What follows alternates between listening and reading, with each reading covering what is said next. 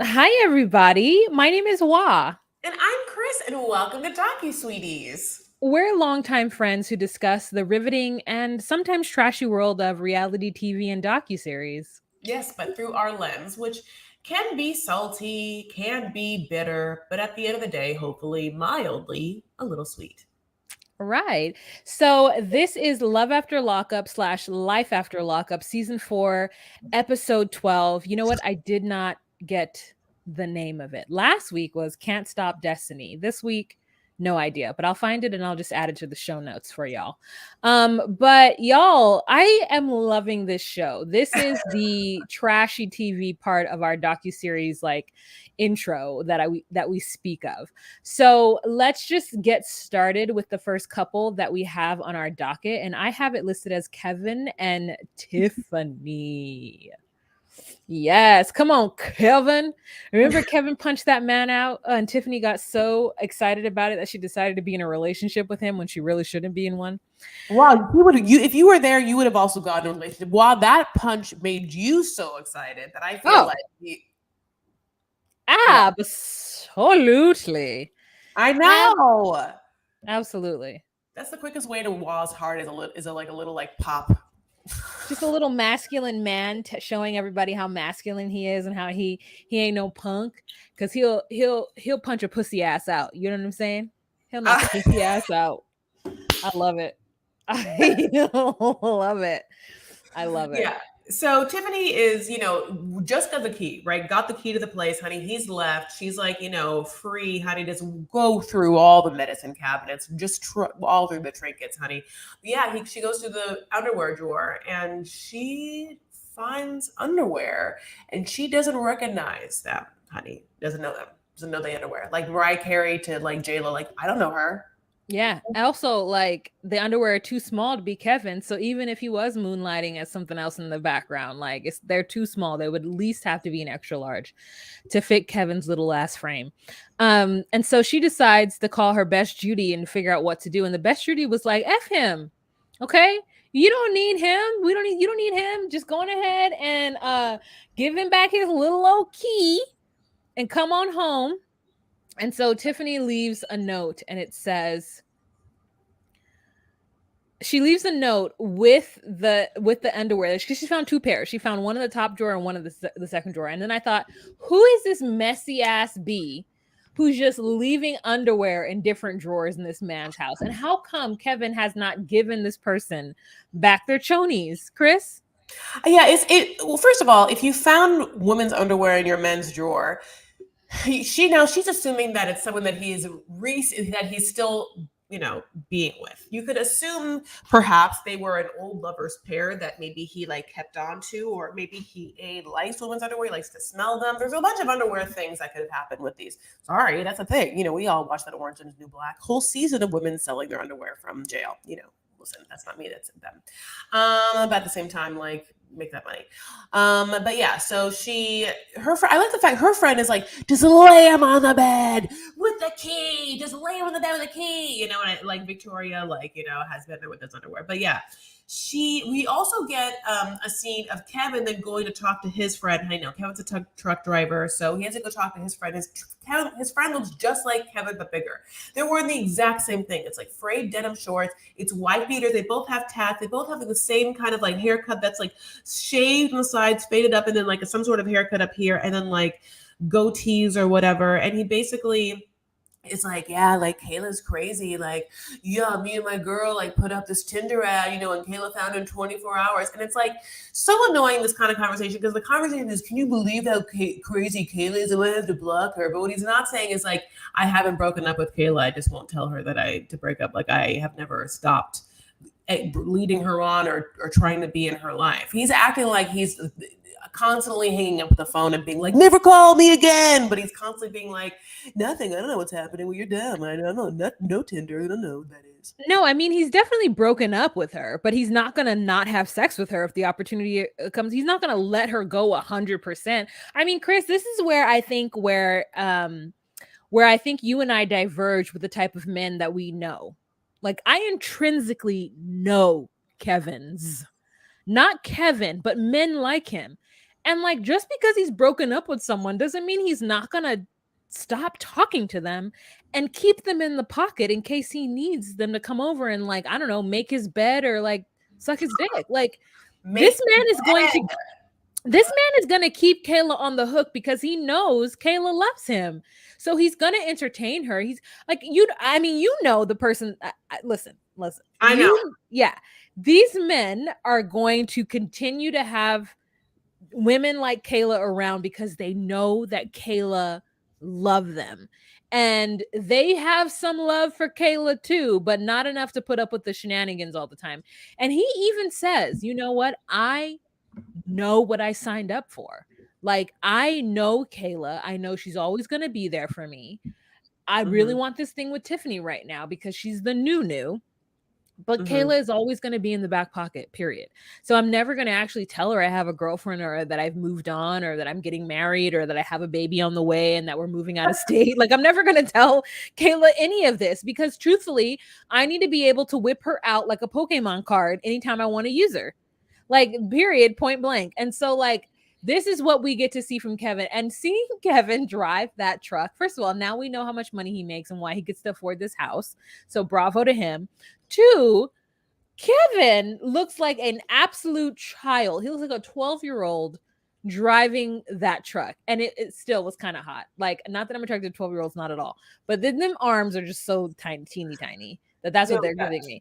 But and teeny tiny on that big head. But like, and I hope other heads are big too. But like, him and like whatever that friend is, they give us a throwback of Kayla saying, listen, I'm never going to not love you. I'm never going to not leave you alone. This is who I am. This is who I am to you, period, point blank, at the end. And like, he's just like, listen, I need a down ass bitch is what I need. And that's who Kayla is. And I like that moment where he acknowledges that he knows what he signed up for, but how crazy she is. He's like, listen, she keep blowing me up, but like, listen, that's what I signed up for. And I love it. So then the next scene we have is Tiffany actually laying out the chonies on the bed, writing a note. And there are some grammatical errors, but we're not going to talk about them. The note says, I know these aren't yours. So here's your key back until you can be truthful with 2 L's. And I said, so this woman is not leaving him. She's just saying, I'll be back once you tell me the truth. And the truth is that Kevin's going to give her a half-ass truth either way it goes. He's never going to tell her the complete truth because he doesn't trust her with her like of other women. And she doesn't like him with his like of other women. And so that's why the remedy is for them to just find a third so that at least if he's going to cheat with someone that she has said is okay for him to be with. Because she's cheating with that woman too. Yeah. And they both have their eye on this one. Yep. Listen, it's actually kind of genius. I don't know why. I mean, I get it. It's genius. Things work for different people. I love it. Yeah. I'm team Kevin 100% because this man said, I'll knock your pussy ass out. And he did. And maybe he'll knock a pussy out as well. Pop. Yep. Okay, my days. Let us move on to these people who are Taylor and Chance. Ugh, I hate the way her parents spelled her name. I hate it too, honey. They had 2 twins, honey, and so I think maybe like they just didn't like. They were like, okay, Bobby, and then maybe like Taylor came out and they were like, oh God. You know what it is that they wanted 2 names that were unisex, and so they chose Bobby and Taylor when they could have just chosen like Morgan and Jordan, or they could have chosen like Taylor and Jordan. Like Taylor is, I see where they were going, but Bobby throws us off. Like it needed to be like Bobby and Charlie. You know what I'm saying? Bobby and Charlie would have been super cute. Yeah. Listen, a lot of mistakes were made, honey, and we can't fix them all. But in this situation, we get this. We are okay. So now we are down to the wire about this apartment that he's decided to build Bobby. That's going to be in the garage and taking her out of the house and, letting the daughters kind of like split up. Meanwhile, the daughters, and there's 3, are all going to a daddy-daughter dance at school. And as we know, Taylor has 3 children, as we said, and the oldest 2 their father passed away, so they actually don't have like a technical biological daddy walking around right now. And the youngest one, that one has a daddy, and that daddy does not want to be on camera. Yeah, and also that daddy is rude for not taking the other kids. Like you signed up for it with a woman who had two kids. Like if you're going to take your daughter to the daddy daughter dance, I'm not saying it's your absolute responsibility, but like come on. Those Do are the your right thing. those are your daughter's sisters. Yeah.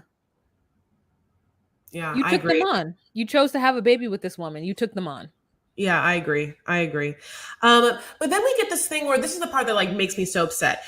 Chance is so Chance is going to go take the other daughters to the daddy daughter dance, which is obviously very nice. But for some reason, this is also the night that is the arbitrarily made deadline of when Bobby is going to move into her new place, and thusly the new place has to be done and revealed.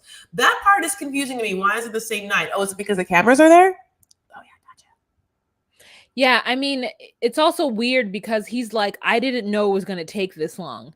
I'm sorry, sir. You signed up to build a little like room in a garage and you didn't anticipate how long it was going to take. And then he starts listing the reasons why he didn't know how long it was take. And I'm like, none of that sounds like zoning or dealing with the city or anything that would actually take a long time. It just literally sounds like you just didn't know how long it was going to take you to put up drywall by yourself. And then on top of that, you're now going to sing a song of like, do you know how long it took me to do this? And I did all this for you and by myself. And like, but at the end of the day, did nobody ask you to do this? This is what you wanted to do because you wanted to kick Bobby out of the house because she's a drug addict and you didn't want that there. And then on top of that, you're going to say that, yes, sure, you haven't finished the spot, but you're pretty sure that Bobby has slept in worse places. So she'd be all right. No, no, no, no, no, no, no, no, no, no, says Steve Urkel. Also, the same Cisco from the Thong Song. No, no, no, no, no. Thong, thong, thong, thong. You know what I'm saying? Okay. No, that's not. You're right. It's Urkel. Anyway, so yeah, so he's in that garage, honey. He's like doing all the things, and we're looking, and we're like, this is not done yet. And like, he's been making a lot of promises, you know. Like, he shouldn't have said anything, but to get her out, he had to say that he was going to give her like a 5-star situation. Like, she's expecting a lot, and we see it. It's like a huge couch that he has to steam clean, which makes me feel like, where'd he get it from, and what's in that couch? And who's been on the couch? Which is a whole other thing that will come back to bite us in the ass. And what I'm trying to say is there are things in that couch that could bite you in the ass.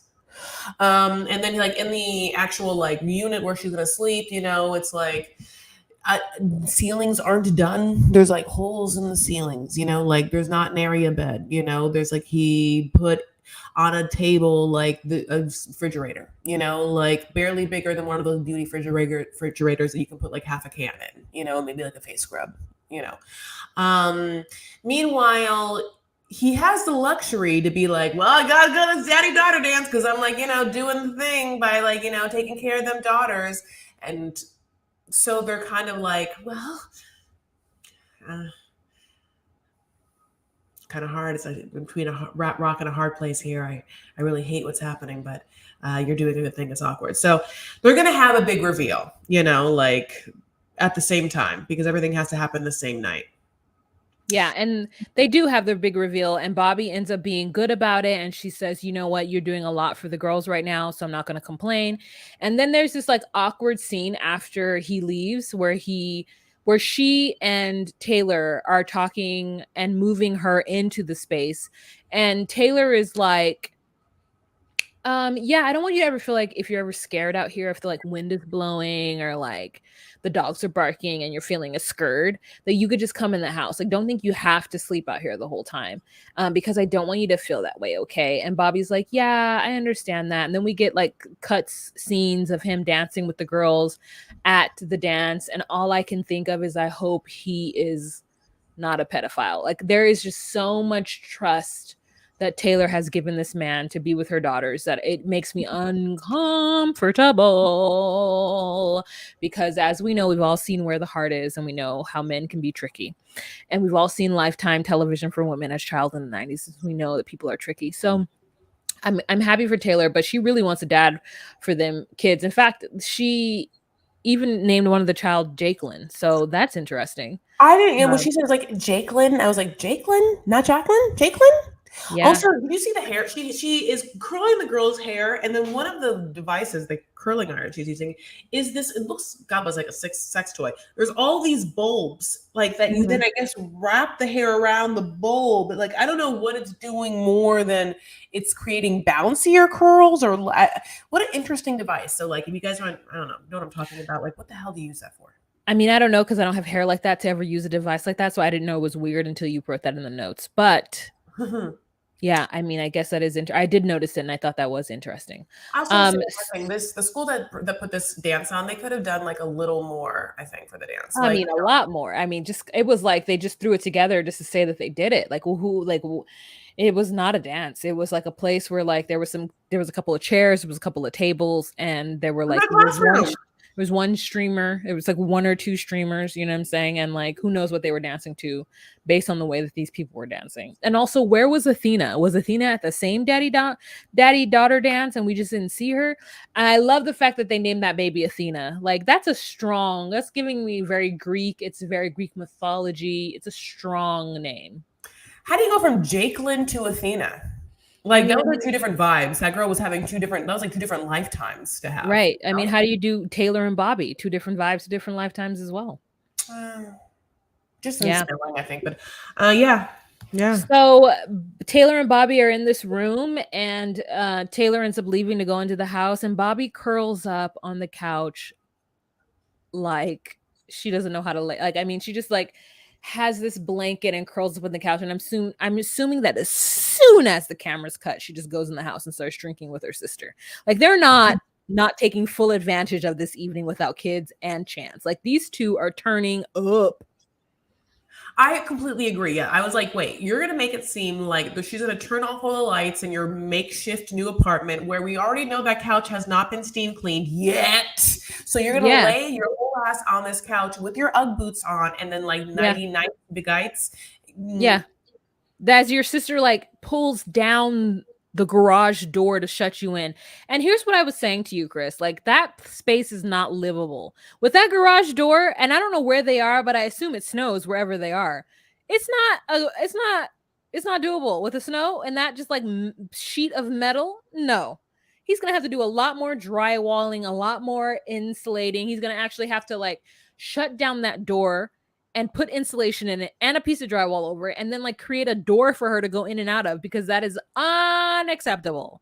The cabinet, the refrigerator where you're going to put your snacks, everything about that space was unacceptable. And the fact that he for even a second could believe that it was acceptable shows how much of like a degenerate he is or was or He says whatever. it though. He's like, look, at the end of the day, Bobby and I, we know where we've been.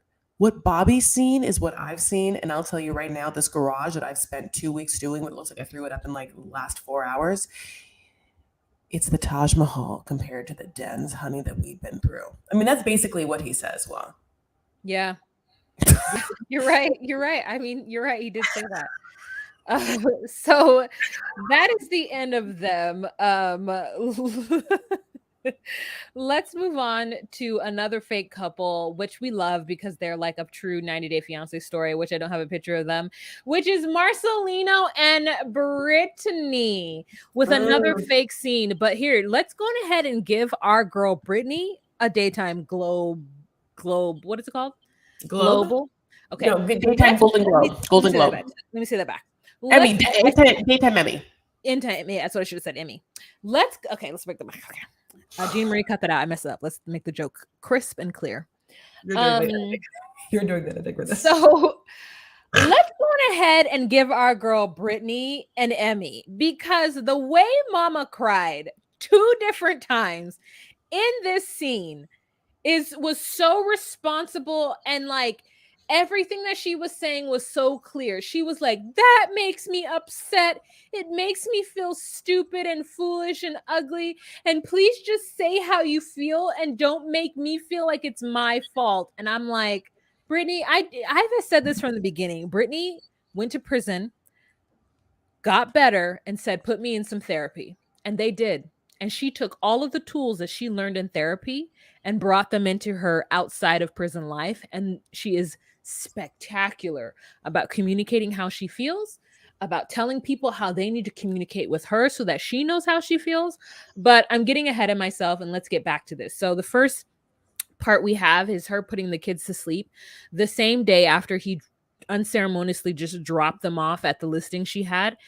And the kids are like, we want daddy. And she's like, dad's not here right now. And so then she goes downstairs and she sits outside to smoke a cigarette, which is like the worst thing because, like, girl, I can't imagine what her breath smells like. Her and Marcelino smoke. I can't imagine dating a smoker, but that's just me and that's my life. And so she has a cigarette. She calls her sister to, like, quote unquote, vent about Marcelino and his behavior and how it's been 7 hours and she don't know where he's at. And then he comes home and acts like nothing is wrong. And he just sits down and she starts to tell him how she feels. And he's just sitting there listening like nothing. Like he's just a stoic Latino male who just refuses to have feelings and talk about anything. Yeah. And then she grabs his phone. And honey, oh no, she doesn't grab it, Chris. Like, say what the healthy, productive thing this woman who's had therapy does. I missed it. Oh, she asks him for his phone. Oh, yeah. She asks him. She doesn't grab it and take it and run. She asks him, let me see your phone. And he's like, Brittany. And she's like, Marcelino, let me see your phone. And he hands it to her. And I said, these are two good adults. Now, I don't know this world. I don't know in a world where I would ever ask somebody to go through their phone as like routine, as like a part of our relationship. Like it's not me. She asks him for her phone and goes inside the house and she just casually strolls through everything. She goes through the DMs. She goes through all his dating apps. She goes through his text messages and she finds that he's been on pornography sites and she's upset because he's been looking at porn rather than looking at her. And then she in a very clear, concise manner, tells him how him looking at porn makes her feel. Yes, because it's also coupled with the fact that she feels like their sex life is dwindling. She's like, she is good to be like, it's not just the fact that he's looking at porn, but he basically is not having sex with me. And so the fact that he's not having sex with me, but obviously he's looking at porn, makes me feel like he would rather look at this porn. And why? Is it these women look different from me? They're like, like, is it whatever it is, like it's making me feel unwanted, unloved, undesirable. And it makes me feel shitty, and he takes it in. Yeah, he's very stoic, honey. And they decide to go to see a therapist, a counselor, if you will. And this brings about her second performance of, we think, the episode. And they go to a counselor and he's open to that. And they're discussing their relationship. And, it's obviously like we met and we were like very, like it was this. And then we had kids and then things have been dwindling, and we also have to take into account the fact that they ended up having a threesome and the fact that threesome obviously affected their relationships. It feels like basically Brittany feels like he's not paying attention to her, that he doesn't love her, he doesn't cherish her anymore. He's not like, he doesn't look at her with the eyes and the lust and like they don't have that like sexual chemistry and attraction as much as anymore. She recognizes that he had a whole life as a bachelor before, that now he's just spending time at home all day long, raising kids, and everyone wants his attention, is running all over him. And it must feel very, very different. And after they had kids, their relationship changed as things do. And whether they tried to throw in the life vest of a throuple or a threesome, and like the ramifications of what happened with that is also like this very real scene. I mean, it's funny because Brittany and Marcelino definitely feel overly produced, especially that dumb like scene we had where he like dropped off the kids in the middle of her showing homes. But this scene does seem very, very real. She seems in a lot of pain.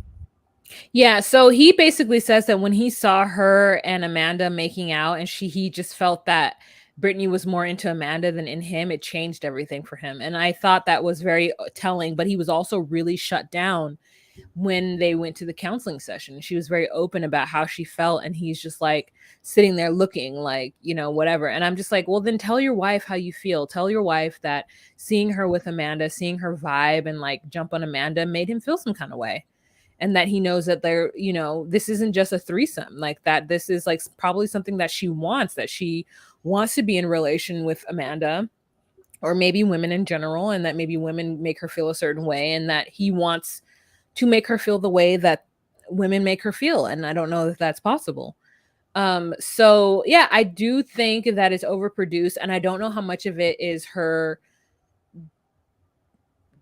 playing it up for the cameras and how much of it is real. But I like Pedro and Chantel. I don't want to see Brittany and Marcelino break up. So like, it's hard for me to watch them. Yeah, I know. They are like a pivotal, seminal couple of the series. As someone who, for Brittany, got out of prison, found someone, and somehow was able to like change her life. Because the truth of the matter is, for a lot of people coming out of prison, it's not great that they're just going to jump into a relationship, right? Like on paper, that doesn't look great because it makes it seem like, well, okay, how about getting some time, getting your footing, realizing how we're going to deal with this life down outside of the bars. Like, let's get a job, let's get some counseling. You want someone to like get all of that happening. So the fact that this whole series is about people who met someone right out of like while they're in prison and then right afterward like jumps into their arms doesn't bode well. So the fact that they have stood the test of time, we want to be able to hang our hats on them, and we like them together. So and we remember what it was like when like how much they felt like they were in love. Like he was so into her, and she was like so appreciative, and I think so comforted by the security that he brought, which was someone that like wanted to like provide and take care of her, and I think that maybe we have to like just get them back on track and feeling those like some of those feelings. Yeah, they had kids really quickly, and so I think that also like added to that. And a lot of mistakes were made while the kids were being born. So yeah, so we just hope for the best for them as always. Okay, let's move on to the next couple, and that's going to be, let's just get them over with. Okay, well then. Oh. That was who was next on the list. So Lindsay and Deontay. Lindsay and Deontay, you guys. So in this scene, it's a really good heart to heart that Lindsay has with Blaine, and I think that it was absolutely necessary. So I love Blaine. Yeah, you love Blaine? Yeah. Blaine is like, please take heed before you do this. And I was like, what is this, Friar from Romeo and Juliet? Please take heed. Like Shakespeare, like, what are you giving me? Like, I love me some Blaine. What a beautiful friend. I love the fact that they've never boned. I love the fact that he admires her so. I love the fact that he knows that he's crazy. He probably is in love with her. And she, of course, whenever she's like, you can't ever get on your back, honey. These men will respect you. And by the way, Lindsay, you're absolutely right. That's how I felt a long time doing comedy. It's like I was never going to sleep with anyone, honey, because the minute I got on my back, I felt like men wouldn't respect me. And the good news is, don't worry, they won't respect you anyway. Okay, wow. Yeah, what if you just like rode them and slapped them afterwards and walked away and pretend like it didn't happen? But we didn't have it in us at that time to truly be able to know what our power was. But the truth is if I had just slept with some of them comedians and then just slapped them afterwards and been like, don't fucking tell anybody, or I'm going to deny it, then it would have worked out. Then our careers would have just taken off. All right. So then we have a scene where she tells Deontay about the fact that TC is in prison, and he's like, what that got to do with you? Why? I mean, literally on his way to see her. And she's like, you think I was going to let my friend in there? And I'm like, at that point, he didn't want to argue with her, so he just backs out, right? So she and Blaine are just like running around gas station to gas station, getting money, trying to find somebody. They finally find somebody that has a license and no warrants, and they send that person up there, and that person cannot get TC out. It's already too late. So they got to try again the next morning. And then there comes a real talk with Blaine about the future and about going straight so that they can see their kids. And he says, just like preacher man of old, like a black old preacher man, he says, there comes a time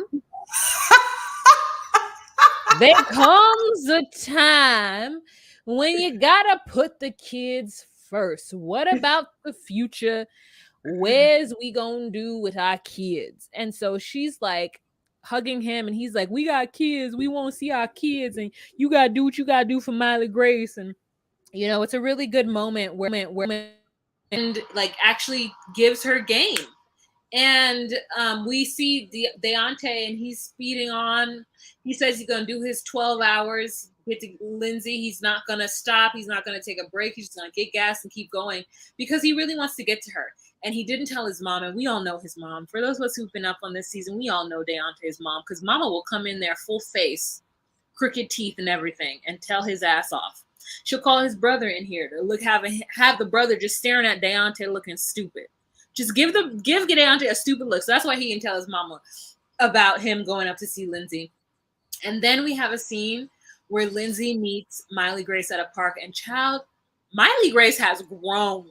Okay, 18 months where that baby has grown. We see her, she has chubby cheeks in the last season, and we see her this one, and the chubby cheeks are gone. This child has shotten up. She's taller. She's almost as tall as Lindsay.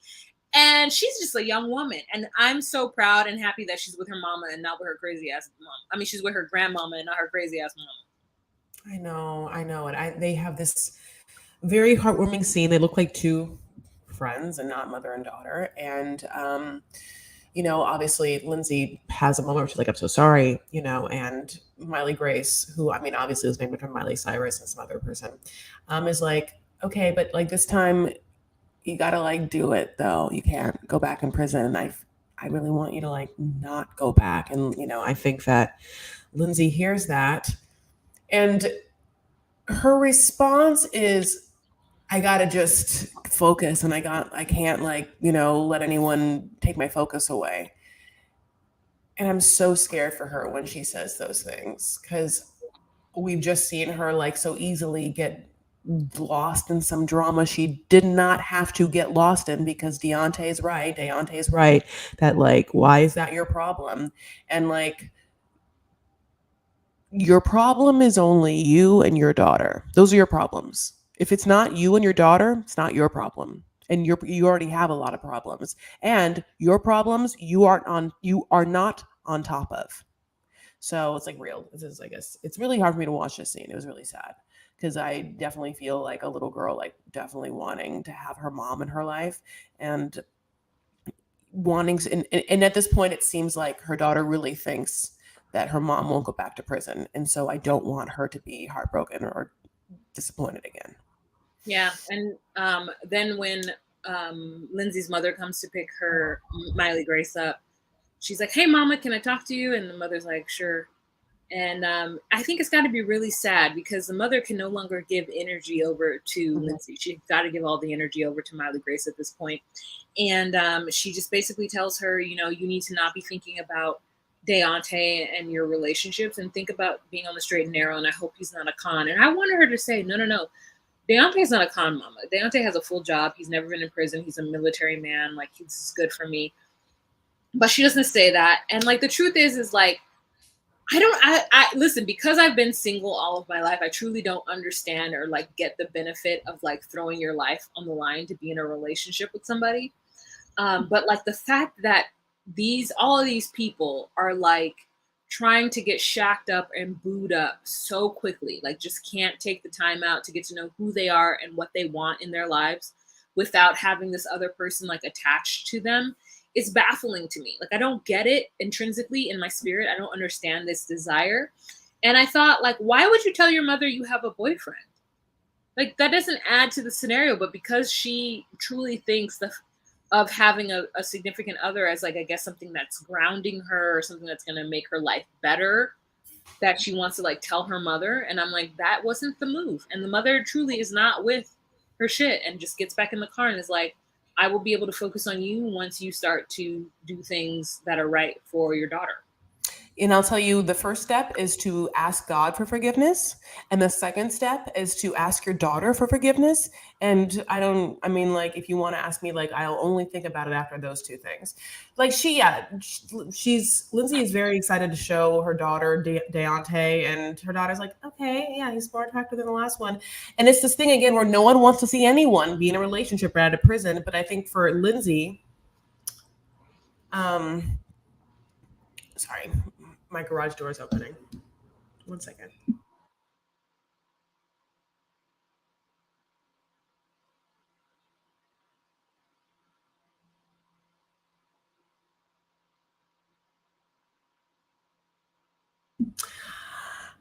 I think for Lindsay, she wants to present stability in any form she can, and it seems like what her she's grasping for straws by saying that she has support. So she has Deontay as, look, I have a supportive boyfriend. I have a boyfriend. No, that's stable. It doesn't seem like good. Like it seems like it's a good thing, right?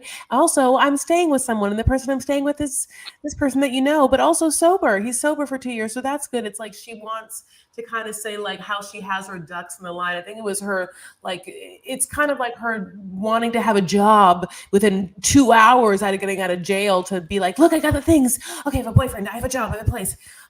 Like I think it's just without, it's wanting to mock or be stable without having been able to truly stabilize your energy, because the truth is, if you were focusing on stabilizing yourself, your actual self, your energy, your presence, your body, your mind, that nervous system, whatever it is, then like that's the work, and it's not going to like get willy-nilly out of prison and spending all your money to do that.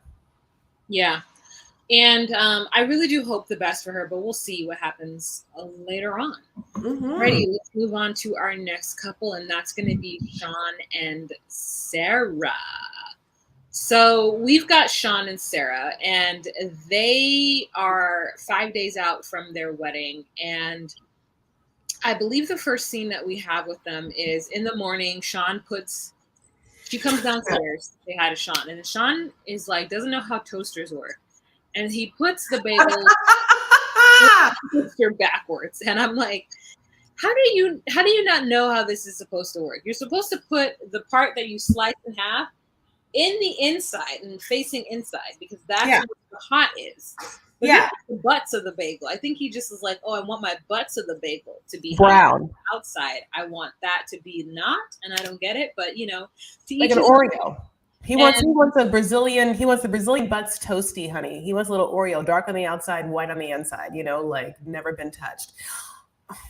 Yeah, so That is crazy. Sarah is really worried at this point about what his family thinks, because she comes downstairs and she's like, hey, yeah, so I am, what do you think? And he's like, everything's fine. And she's like, well, I'm worried because your family, I think they think something about me.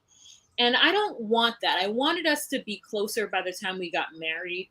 And we're not. So I'm uncomfortable. And, Sean is very much about not acknowledging the elephant in the room, sweeping the tension under the table, and pretending like things aren't happening so he doesn't have to deal with it.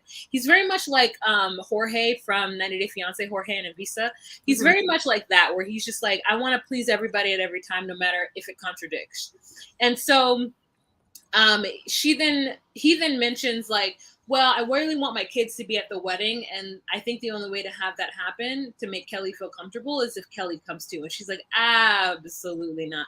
Kelly's not coming to you're out of your mind if you think Kelly's coming to the wedding. Like, that Kelly has probably wanted to marry you this entire time. So she's not going to come to this wedding and be peaceful. She's going to come here and trip. Like, she's going to be doing the most, and I don't want that. In fact, if that's what you want, then I'm going to invite my ex to the wedding. And he's like, well, it's not like that. It's not going to be like that. She's going to be fine. And then she's like, Sarah's like, well, then why don't we just invite Destiny too? And then Sean trips up. And Sean says she's not coming out here. She's not going to be there. And if I were Sarah, I would be like, how do you know that? Are you? Yeah, no shit. Why would that even be? Yeah, of course. Why are you pretending that could have been an option? How do you know? Were you talking to Destiny? And then we have a scene where Sean says that he's changed his number and somehow she's found it. And lie. Yeah, that's a lie. And that somehow he's slightly worried that she's going to just show up at the wedding. Because he's texted her, because she knows the date, time, and address, because he's texted her multiple times. Like he's kind of like, I guess, Kevin, like he has no, that. No, that man, Kevin. I'm sorry. Take that back, because Kevin is in a different category. Take that. Kevin. Why do men mess with women who are crazy and toxic and disruptive to their lives? I'm making a parallel, and I'm right. No, I don't know you're right, because Kevin has a Kayla in his life who he could just easily block and change his never and never have to worry or complain to his other friend that looks just like him, a much bigger version, about how crazy she is, because he's not, of course, doing anything to invite that in, but of course he is. Just like this man, for some reason, has changed his number over and over again. But this Destiny sleuth that she is, honey, got in touch with Elon Musk, honey, and she scours the internet just with the people that are all the sleuths from Don't Fuck with Cats. All those people get to Destiny every time to give her all the information about where he has changed all of his personal information on the internet. So she finds it. That is what he's saying to us. This person, Destiny, is so good at internet sleuthing. But of course it's not true. Of course he invites her in his life. Of course, and so,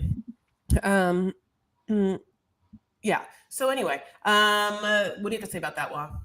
Yeah, I mean, because it breaks my heart that you would compare Sean and Kevin together, because I intrinsically understand Sean and woo!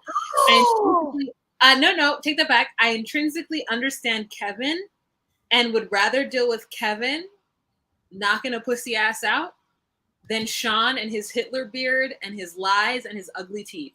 So, I mean, I'm going to let you say whatever else you want to say about this couple, but that is how I feel. And Sean is the absolute worst, and poor Sarah. Great. So basically, all I have to say about this couple is that this conversation he then has with Kelly, of course, the mother of his 6 children, who he definitely was never married.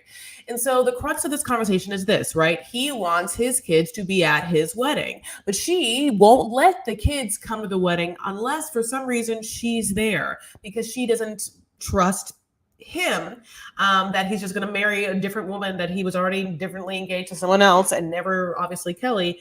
And she feels like he's just trying to parade the kids around to try and make people think that he's a good father when he in fact is not. So, but at the same time, it's like all of that falls at the wayside for her to get her super objective, which is not only an invite to the wedding, but free of charge, honey. She's going to win a free trip on like Wheel of Fortune, honey. She literally, it lands on 900. She asks for a tea. There's 3 teas. They take off the 900, and it's like a trip to Miami. Because she's like, okay, well then if I'm going to come to your wedding, who's paying for it? All of us. Because it's not going to be me. And he's like, okay. And he's like, oh, I'll give you $500. And then I thought, well, how many kids are coming to this wedding? Only because, is it $500 round trip for her ticket? Is she going to pretend that all the kids are on her too, and they're all going to sit on her laps? One lap? Because there's 6 kids. Then that's 6, at least 5 tickets. I don't know. Again, I mean, that's a lot of, well, there's the oldest son. So there's at least 4 tickets that he's buying, and hers 5 tickets for $500. I don't think that's math that can work. I don't know, where are they going to fly? Frontier's bastard sister. So, basically they hash it out, and he's of course hasn't told Sarah that he made that plan to pay for Kelly's ticket to come out. And they end their segment saying it can only take one stupid little thing or person to ruin the wedding. And here's the thing, don't promise us with a good time. Okay, and on to our second to final couple. Wait, did you talk about Sarah? Did we not talk about Sarah and the Crown getting a mani and pedi? Oh my God! How do we scenario I've ever seen in my life? Okay, wait. So Sarah and her friend, go to get a manicure. Sarah and Sean's sister. Yeah. Go to this place, and they're sitting. And this nice woman comes out and is like, welcome to the castle. And we're like, oh my God, what does that mean? You want to come back for your manicure and pedicure? We're like, yes. And the front area looks really nice. We're like, okay, where are these people? They go into the back room, and it goes from like a nice manicure place to what looks like the thing that what's his name? Chance is trying to build Bobby. I mean, like it's rickety shack. It's a rickety shack manicure place. It's just like a dungeon. And then they sit her. I'm like, what in Ohio are you guys used to where being comfortable while getting a mani-pedi means that you sit on a high back velvet chair. It's on sitting on pillows on your back and under your butt. And then you put your foot in like some kind of 1998 foot home massage like thing. Like, no, spa chairs are a thing. And I want to couldn't support believe it. Black business so much. And this was a Black business. And you didn't even have them in a spa chair? What in the Ohio backwards nonsense was this? And then they these are literally at home spa foot treatments, like a little thing that you fill with water from like the sink. It's not even there's no water line directly to it.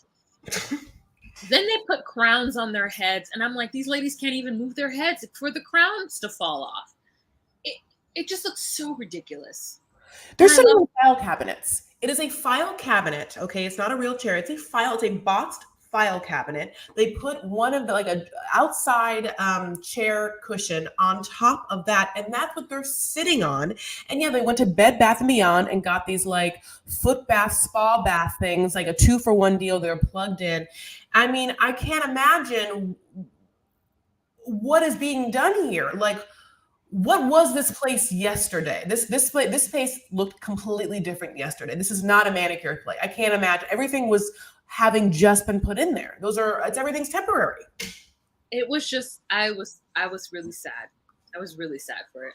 Yeah. I don't know what else happened after that, but they had a little conversation about how rushed it was and how much Sarah is like not a weirdo and how she wants to like get to know his family. And she understands that Sean hasn't been very forthcoming, but she's trying to mend that. And yeah, let's move on to the next one. Okay, my loves, and we're moving on to Chaz and Bronwyn, honey. There's no way we're gonna be able to. I know. I tried so hard. I can't do it. Okay, so here we are, honey, hot and fresh off of his live performance via FaceTime of his heavy metal band.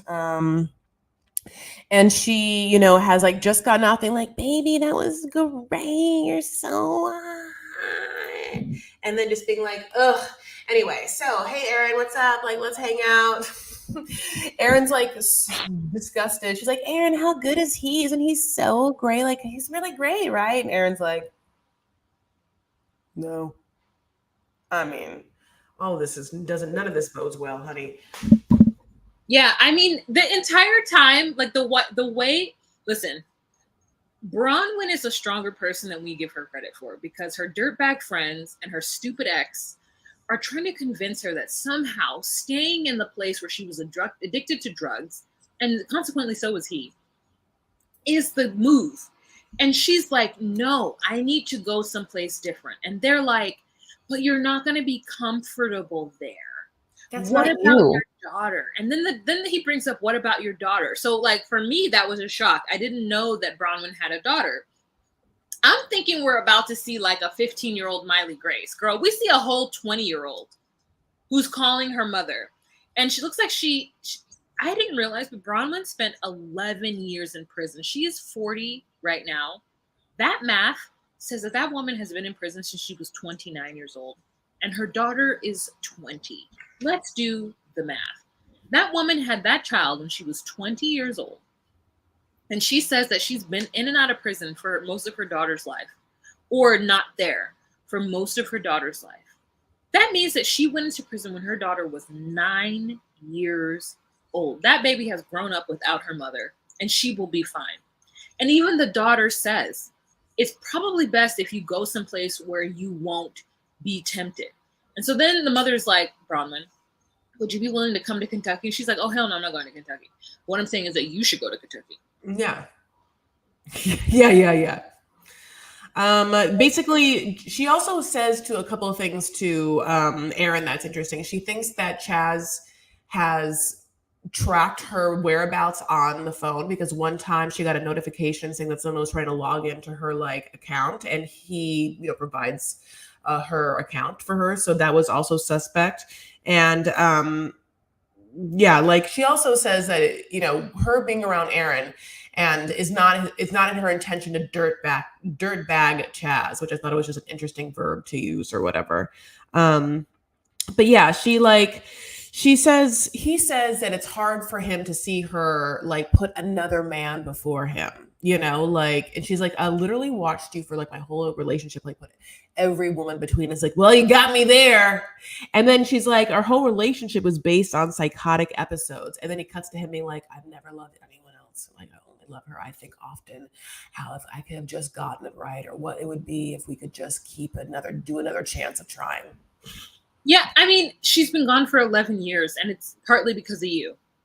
So, like, don't be in this woman's life trying to, like, you haven't even done better. I mean, his mouth still looks like he's on drugs. Yes. Like, I don't know what is attractive about this person.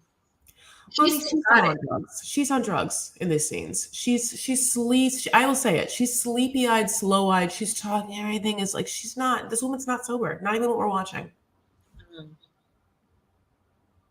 Allegedly, I'm not a doctor, but I mean I'm a podcaster. So, but no, my personal, professional, and non-professional opinion would be like what I'm seeing when she talks to Chaz and talks to Aaron. I'm seeing someone who seems like she's definitely, you know, high. Oh. Hi. I just thought she was like, talks like that. You know what? Here's the truth. I don't understand people who need to be attracted to their partner. And I'm not saying that I don't need to be attracted to my partner. Because, you know, to me, attraction comes, love comes. Sometimes literally. But like, it can come. And so, like, when she's like, she had a panic attack when she first met Chaz and he wanted some sexy time. Like, I get that. And she's like, I don't know because he's like different from what I'm used to being with. And I'm like, does he disgust you? Because to me, Chaz is not disgusting. Like, he seems like a pretty put together, well hygiened individual.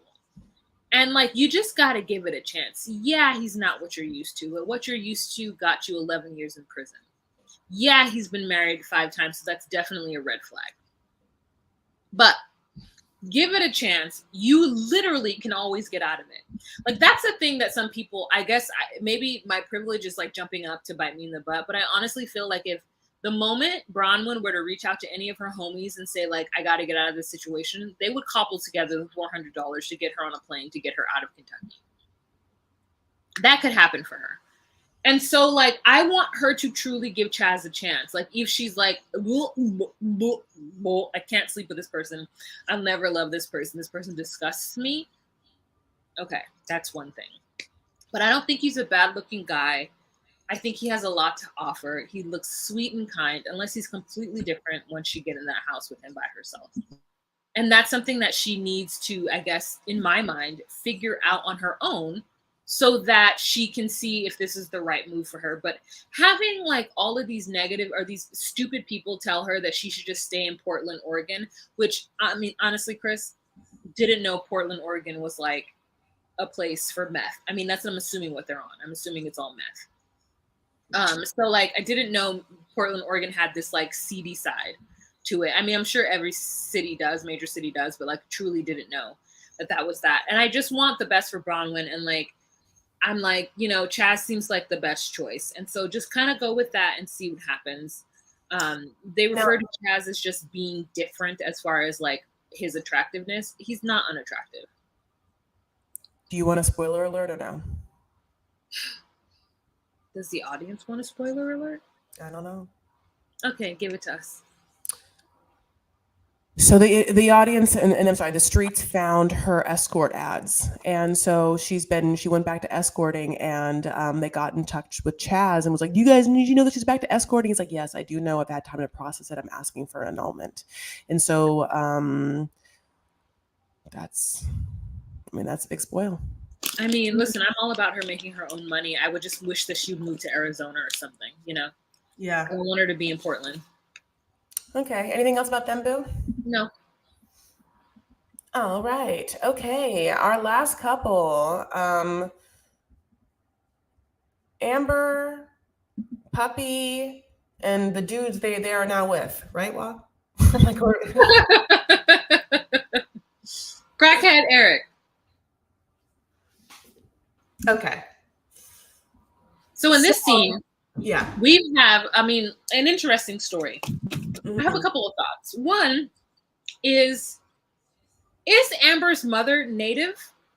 Because she's giving me Native, like strong Native vibes. If not, indigenous Mexican vibes, right?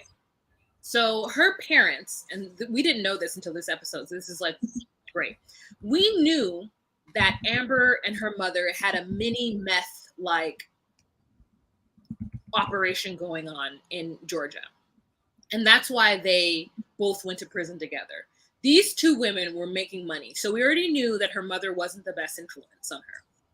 And that's how it was like her mother, her, and Puppy all in the same prison, and they all knew each other. And Puppy and Amber like had a relationship while in prison, or a religion while in prison. And then we find out more information. We find out that Amber's mother, Monica, and her father had her when they were like late teens, like 19, right? They got married. They were only able to be married for a year. And then they got divorced, and it was just Amber and Monica running the streets with their like meth empire from then on out.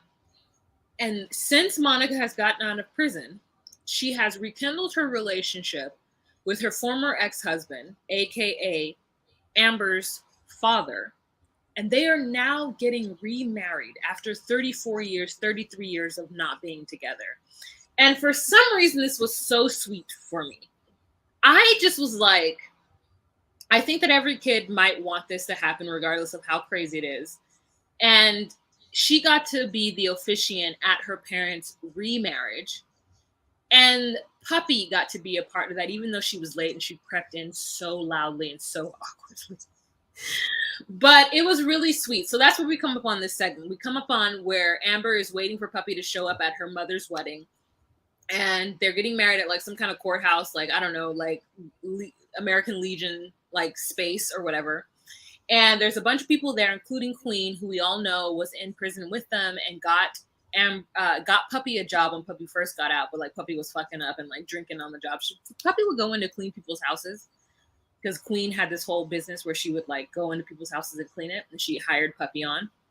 Puppy would go in there and just like raid these people's liquor cabinet and just be fucking drunk, swimming in their pools naked. Like Puppy was doing the most.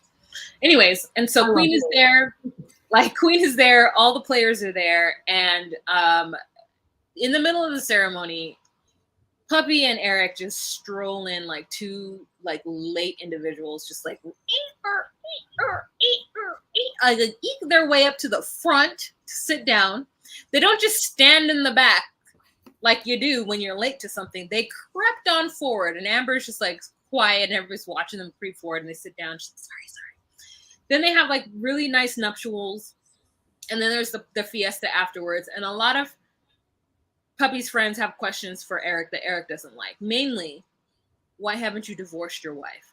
So Eric's punk ass is married currently, and he's just proposed to Puppy. Not just, a few months ago, proposed to Puppy. And then we find out that the week Puppy was in prison, after she turned herself in, this MFer did not cancel their plans to go to Vegas. He just went to Vegas by himself without Puppy. And then when she got out of prison, he flew home to be there for her. And he don't want nobody questioning him. She had gotten a warrant for her arrest for moving without telling her parole officers, when had to like, I guess, turn herself in. But he's on things too. I mean, like it's about, this person is also not a sober bober, like he's there. Now, I love me Queen. Now, Queen is going in on him. And, like at one point she says, I want you to treat Puppy right. And like, we all want, because Puppy is like a lovely person. Even as dumb as Puppy is, she even had to tell this person, what's his name? Eric? I don't know his name, Eric. She had to be like, Eric was like going to try and marry her, and while he was still married, and Puppy had to be like, no, you can't do that. And he's like, like, I don't understand how people don't know that. Anyway, God bless. So Queen now is like trying to like set Eric straight, and she's like, no, you're going to treat Puppy right. Honey, I'll tell you right now, you better, because I know how to do time. And when Queen says that, I mean, like, I felt that in like every chakra that I own, like 1, 2, 3, 4, 5 down the chakra scale. Like I was like, well, she's gonna kill you. No, she's gonna kill your face, honey. She don't give a fuck. I mean, like I actually loved it. Then he felt it, by the way, because like he heard that and realized that he is gonna die. So he tried to leave in that very moment. Right? Kind of. Yeah, I mean, definitely Puppy's friends, while they are a little scattered and bedraggled, they ride for her. And I think he got that in that moment. So then he does the thing that all grown ass men do when they feel like someone is testing their grown ass madness, is they leave. I don't gotta take this. I don't need this shit. I don't want to answer these questions. You ain't know me. I'm a grown ass man. I do what I want to do. You don't. I don't need this. You gonna be okay. Go ahead and find yourself a ride home. I'm leaving right now. She's like, what about me? And he's like, you be all right. And this motherfucker just gets in his car, puts on his jacket, pops his collar, and leaves. Because he don't want nobody questioning him.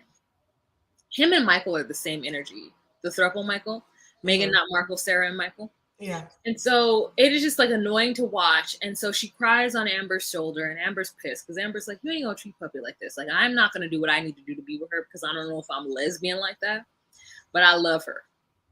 Yeah. And you ain't gonna treat her like this at my mom's wedding. That was sad. Amber's like, are you okay? And Puppy's like, mm-hmm. And Amber's like, are you okay? And Puppy's like, mm-hmm. And Amber's like, are you okay? And Puppy's like, just hold me. Yeah.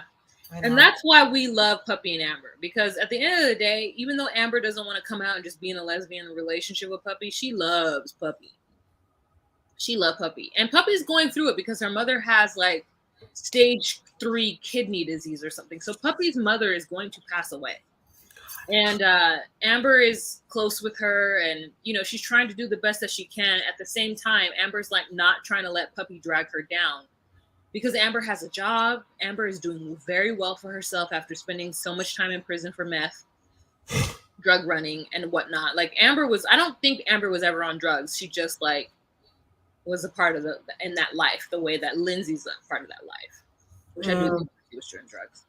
Yeah. But Amber has got a whole job. Like she's the manager at like a restaurant, and they've even shown the restaurant in the show. So like Amber's really trying to make something for them. I mean, the fact that Amber is even doing this show, she was the prisoner. The reason why we know Amber is because some man named Vince, who was ex-military, wrote her and several of the women we found out later in prison and brought her out and wanted to marry her and set her up with a life. And she was like, she got out and she was like, nah, it's not for me. It's not for me. But I'm gonna let Puppy come out, and then me and Puppy are gonna ride off into the sunset. So like, while Vince is not in this show, Amber said, you know what? I'm gonna flip this. And that's the thing. At the end of the day, Amber is an entrepreneur. Okay, she either it's drugs or selling herself on a reality TV. She gonna make money. She gonna do what she gotta do. Mm-hmm. And she's bringing Puppy with her because her and Puppy are now a couple on this. And I'm sure if Puppy had the wherewithal to be on Instagram, I don't know if she is, but if she did, she'd be making money too. Because if anything, Amber is gonna make money. And so, like, this is what we're watching right now, which is why we love them, because at the end of the day, they do love each other. And it may not be the love that the other person wants, but it's true. Just like me and you were. We are Puppy and Amber minus the drugs and the jail. Yeah. And any sort of lesbian things that ever happen, because how's that happen? God bless. What an episode. Oh, what a life. What a life after lockup. All right, you guys. So that is the end of this episode. We want to thank you guys so much for watching us. Please see us next week for the drop of this episode. Tell your friends about our channel. So it's not a channel, podcast. Tell your friends about our podcast. Tell all your friends the kind of friends that would tell people that were treating you badly that they know how to do time. Like your real good friends. Share the wealth of this podcast by a little quick text if you want. If you haven't yet subscribed and added and maybe even gave us a review. I mean, I would encourage you to do so. That would be awesome. You can also, of course, just go ahead and follow us on different social media platforms. We are DocuSweeties on Twitter, Instagram, Facebook, TikTok. Wow. And if you're interested in some extra content, if you want to see the unedited video version of what we just gave you in your sweet, sweet audio ears, you can join us at patreon.com/docusweeties. And I just want to give a shout out to those who are already patrons of us. And we thank you so much for your support. I'm looking at the patron list right now. So Barb Meets World. Hey Girl Hey, she's our newest patron. We've got Victoria Horner. We've got Lauren Harris. We've got Jahan. We've got Nikki. We've got Aaron C. We've got Tess. We've got Marsha. We've got Amarina. We've got Marissa, Melody, Renee, Lisa, Jeff, and Susie Sue. And we want to thank you guys so much for believing in us and supporting us and joining our Patreon. So thank you, thank you, thank you, thank you. Mm-hmm. All right, you guys. So that is the end of this episode. Chris, any last words? Just love you all so much. And like, thanks so much for listening. We appreciate you. All right, you guys, have a fantastic week. Bye. Bye.